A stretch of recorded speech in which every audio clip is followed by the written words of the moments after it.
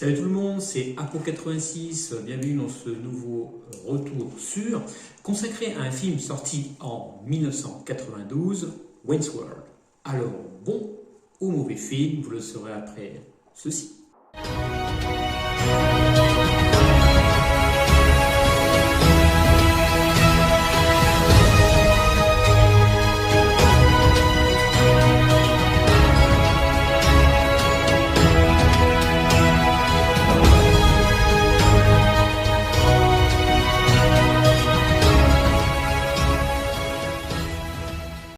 Wayne's World est un film donc humoristique et satirique sorti en 1992 et réalisé par Penelope Shippears, je ne sais pas si je le prononce bien, peu connue à l'époque en tant que réalisatrice, bien qu'elle ait réalisé quelques films avant donc ce fameux Wayne's World.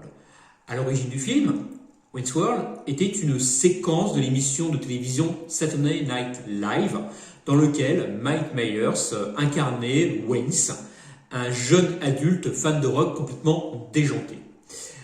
Elle écrit donc l'histoire de Wayne Campbell et Garth Algar, tous deux jeunes adultes, dans la banlieue de Chicago, dans le quartier d'Aurora, qui animent tous les deux, dans la cave du logement de leurs parents, une émission de radio rock complètement déjantée.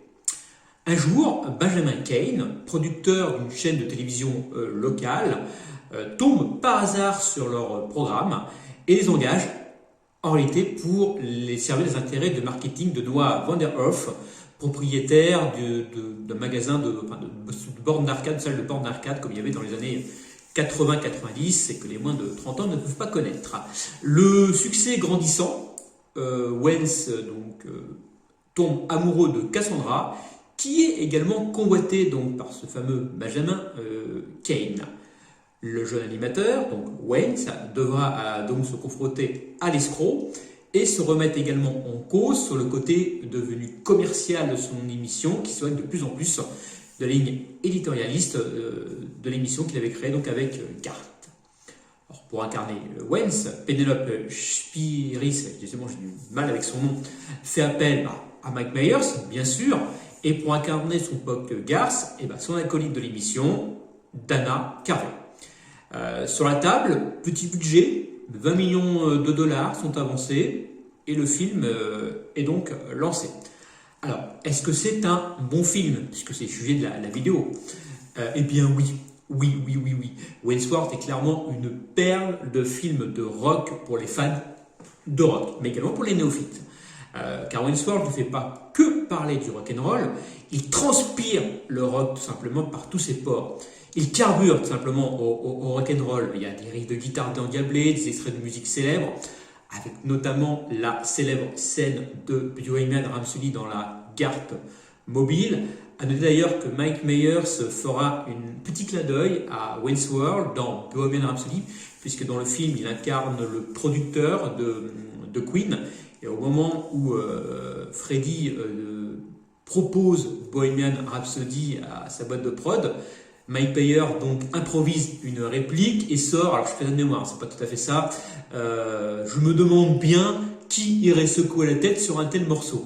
Non, tu vois que en face, tu as les acteurs qui sont un peu qui vont le sourire quand il fait cette remarque, puisque bien sûr c'est une allusion, comme je vous dis, à la célèbre scène de la Garth Mobile. Donc Myers compose ici un duo complètement déjanté avec Dana Carvey, c'est une merveille sur le film, c'est vraiment qu'ils sont complices ensemble.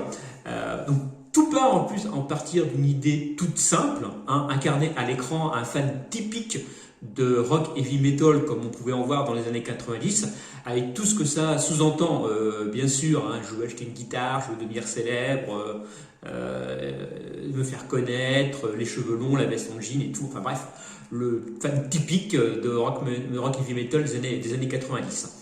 Dans le film, également, ce qui est fort, c'est que ce qui n'est pas nouveau, bien sûr, c'est que le héros brise ce qu'on appelle le quatrième mur, en s'adressant directement à la caméra et en racontant sa vie, accompagné donc par son ami de toujours, le timide, un peu simplé Garth Algar.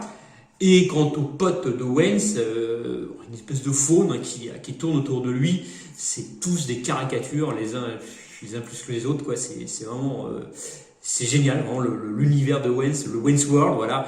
Si vous voyez ce film, est tout simplement génial et c'est vraiment, on retrouve vraiment la caricature même du métalleux des années 90 qu'on pouvait se l'imaginer en fait. C'était pas ça du tout, mais qu'on pouvait se l'imaginer. Il y a de nombreux guest stars également dans le film qui raveront les fans de métal et de rock. Donc, vous l'aurez compris, dans ce film, il y a de l'humour, il y a de la dérision, il y a des scènes absurdes, il y a de tout dans ce film qui en met également plein la gueule au monde de la TV de l'époque et au monde de la musique également de l'époque.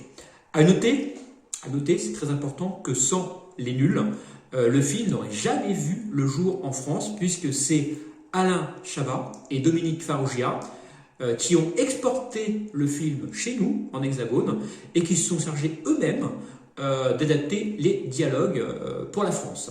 Quoi de plus normal, venant du célèbre groupe de comiques qui, eux, également, comme Myers, viennent à l'origine du monde de la télé, d'une émission de TV, nulle part ailleurs, pour ceux qui ne connaissent pas. Donc le film sera un immense succès commercial, puisque 20 millions investis, 183 millions de bénéfices. Donc succès plein. Côté note, il obtient la note de 85 sur 100 sur Metacritic, la référence mondiale des critiques. Bizarrement, que 7 sur 10 sur le partenaire Captain Watch. Quant à moi, je vais lui mettre la note de 8 sur 10, puisque j'adore ce film, qui me rappelle vraiment les années 90. Je l'avais découvert à l'époque.